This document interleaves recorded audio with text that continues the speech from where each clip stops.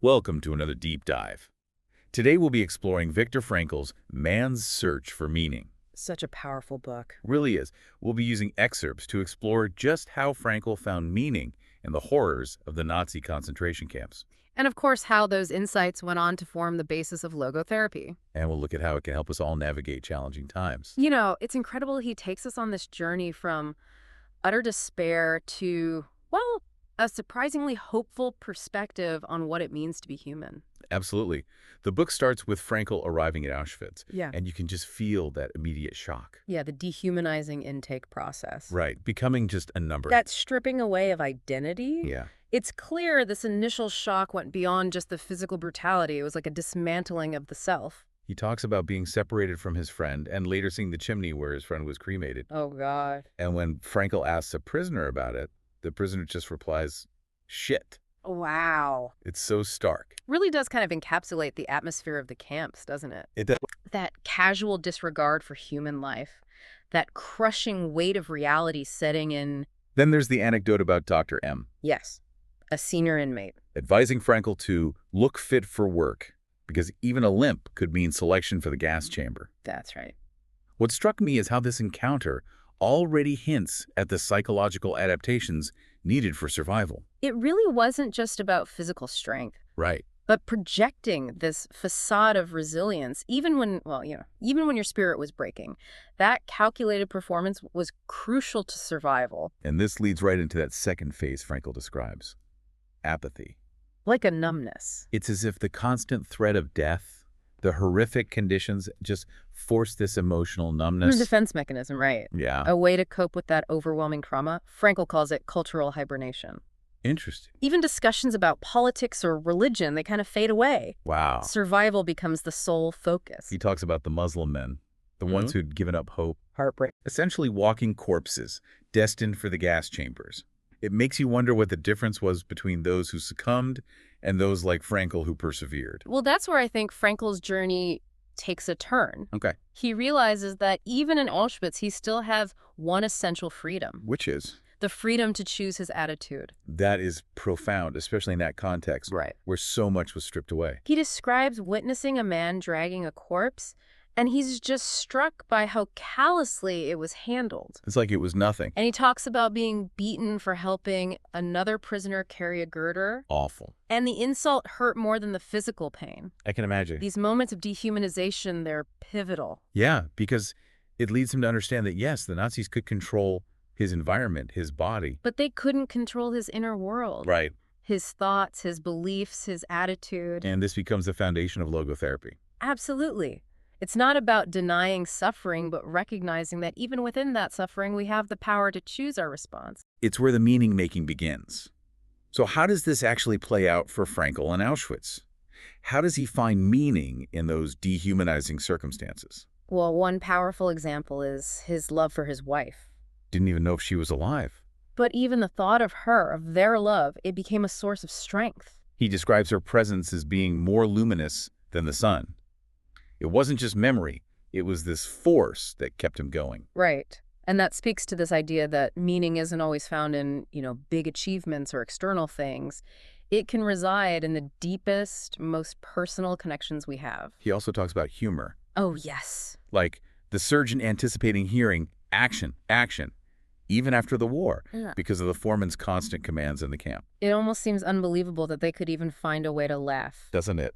But that's humor, right? Yeah. Allows a momentary detachment from the horror, A break. a brief respite, and in a way, an affirmation of life even facing death. Even finds meaning in nature. Oh, of course. He describes a bird landing near him while he's working. And it's like this reminder of beauty and hope in the bleakest environment. It resonates so much with me, speaks to our innate human need to connect to something beyond just ourselves. Something bigger. Something that transcends immediate suffering. Nature can give us that Solace.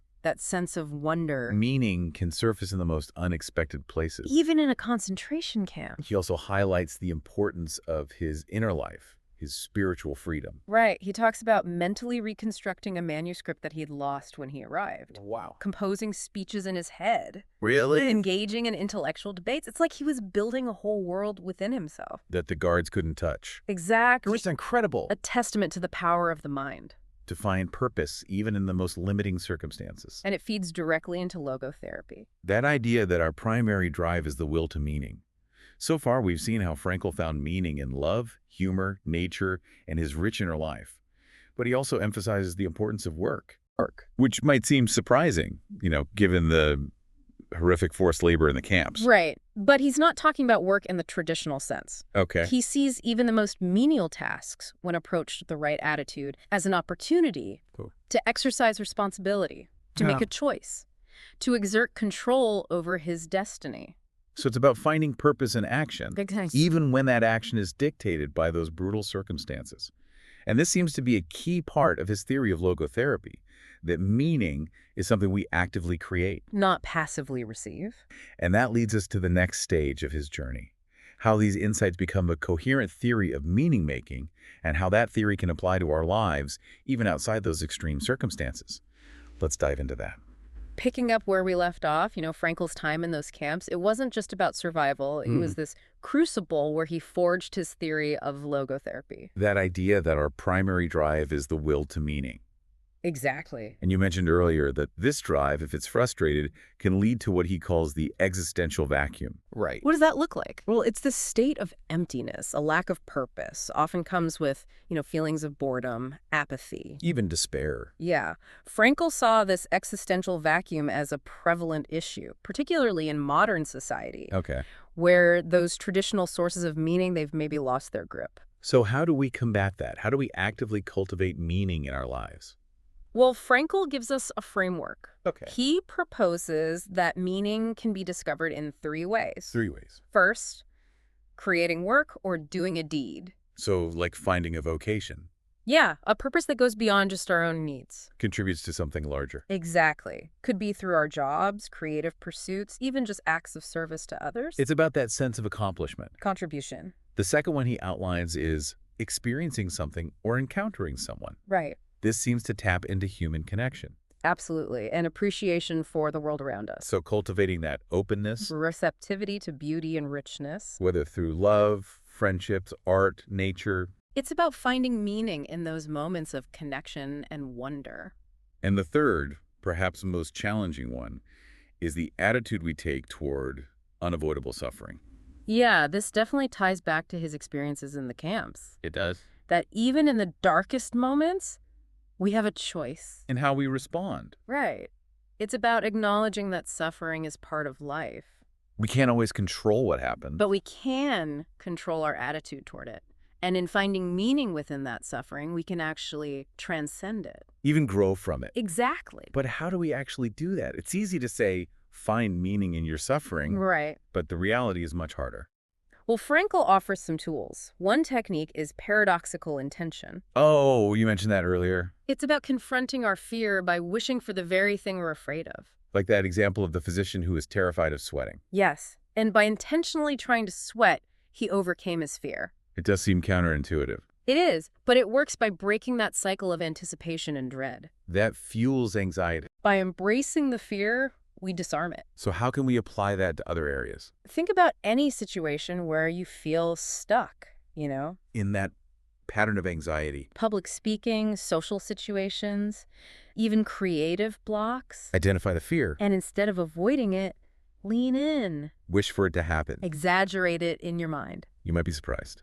What about those times when we feel overwhelmed by things outside of us? Like we have no control? Well, Frankl talks about shifting perspective. Okay. He describes marching to a work site, feet covered in sores, just overwhelmed by the misery. I can imagine. And then he has this mental shift. What happens? He imagines himself on a podium lecturing to a captivated audience about the psychology of the concentration camp. Wow, so he steps outside his suffering. He becomes an observer A researcher. of his own experience. And in doing so, he finds detachment. Even meaning in that process of understanding. He quotes Spinoza, emotion, which is suffering, ceases to be suffering as soon as we form a clear and precise picture of it. Powerful, right. It is. So it's not about denying the reality. but finding a different way to relate to it. A way to gain perspective and control. Exactly. Finding that space between the stimulus and our response. And in that space, We make a choice. and that's where the freedom lies. And where we can create meaning.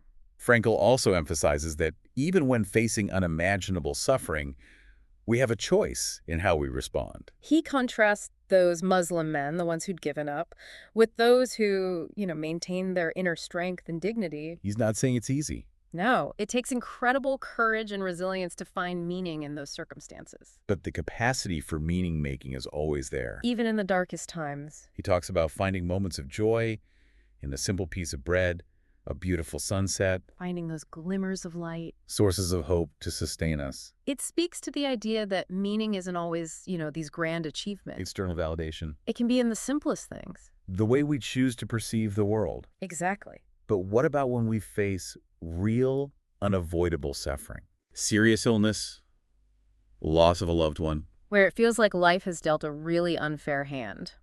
How do we find meaning then? That's where Frankl's concept of finding meaning through suffering comes in. Okay. He uses the example of an elderly doctor grieving his wife's death. Right. Frankl helped him reframe his suffering as a sacrifice. A way of sparing her that pain. It's a powerful example of how we can transform suffering into something meaningful. Something that contributes to our growth. For the well-being of others. It's not about denying the pain, But finding a larger context. a purpose within it. It's challenging, but it speaks to that resilience of the human spirit. Our ability to find meaning and purpose, even in immense loss. Frankl doesn't shy away from the difficult stuff. Right. He acknowledges we may struggle to find meaning. He talks about that existential vacuum. When we lose our connection to traditional sources of meaning, He also warns against the dangers of pandeterminism. that belief we're completely determined by, our biology, psychology, environment, So no room for free will personal responsibility. or the possibility of choosing meaning, And Frankl rejects that. He believes we always have a choice. even in the most limiting circumstances. He's not saying it's easy, but that capacity for choice is inherent in being human. We choose our attitude, response, and the meaning we create. This leads to one of his most thought-provoking concepts, Which is... the super meaning.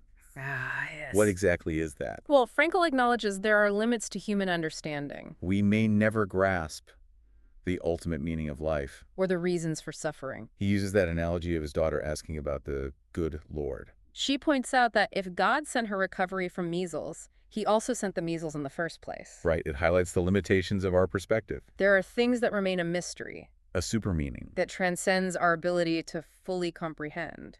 So the super meaning refers to a meaning that exists beyond us, Yes, beyond our human understanding. that we may never fully grasp but can still have faith in. Exactly. And Frankl believes that faith, in whatever form it takes, can be a source of strength, of comfort. Especially when facing life's most difficult questions. It's about surrendering to the mystery of life. Trusting that there's a larger purpose, even when we can't see it. It's humbling but liberating. So we've explored Frankl's experiences, his concept of logotherapy, the will to meaning.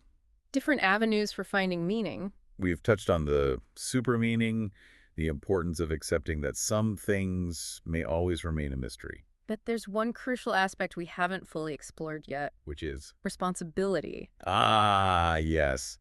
Frankl considered it to be at the core of being human. He defines logotherapy as therapy through meaning, or therapy of responsibility. He really sees responsibility as the essence of human existence, We're not just passive beings. reacting to the world, We are active agents. responsible for our choices, actions. And the meaning we create. He emphasizes that we are constantly being questioned by life. And it's our responsibility to find those answers. And those questions might be about our work, relationships, values, our very purpose.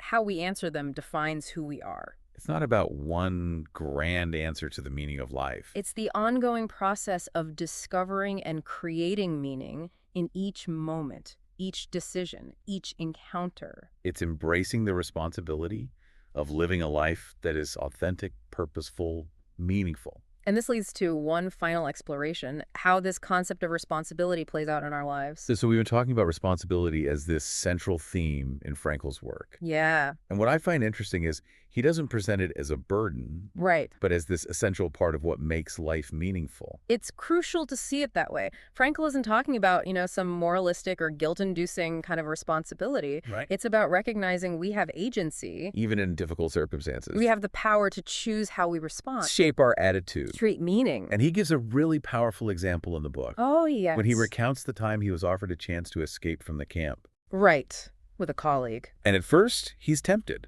Of course. But then he realizes that escaping means abandoning his patients. Leaving them behind. And that becomes a turning point. Absolutely. He chooses to stay. To honor his responsibility to those who depend on him. Even though it means facing an uncertain future.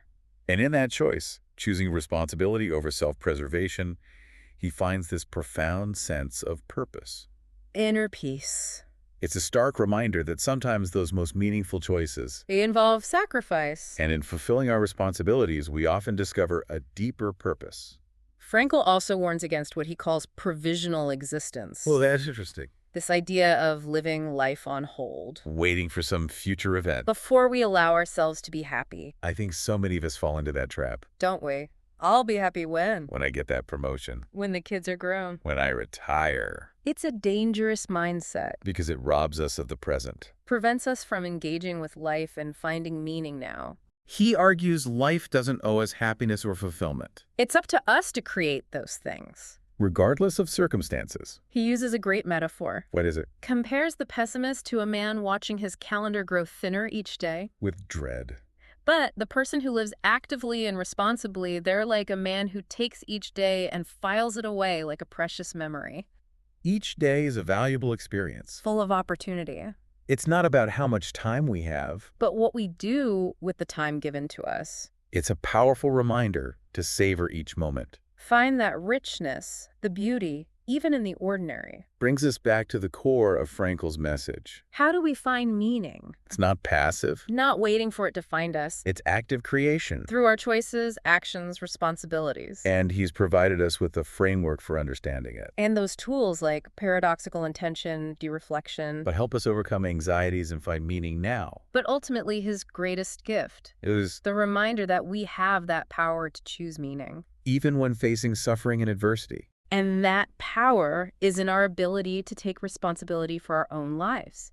Frankl's work is a testament to the human spirit. A beacon of hope. His message continues to resonate. Offering guidance and inspiration for anyone seeking a more meaningful life. So as we conclude this deep dive into man's search for meaning, let's remember Frankl's challenge. Examine our own lives. Confront the questions life is asking. And to respond with courage, commitment, and a sense of responsibility for the meaning we create. Thanks for joining us on this exploration. We hope you found it insightful and thought-provoking. Until next time, keep searching.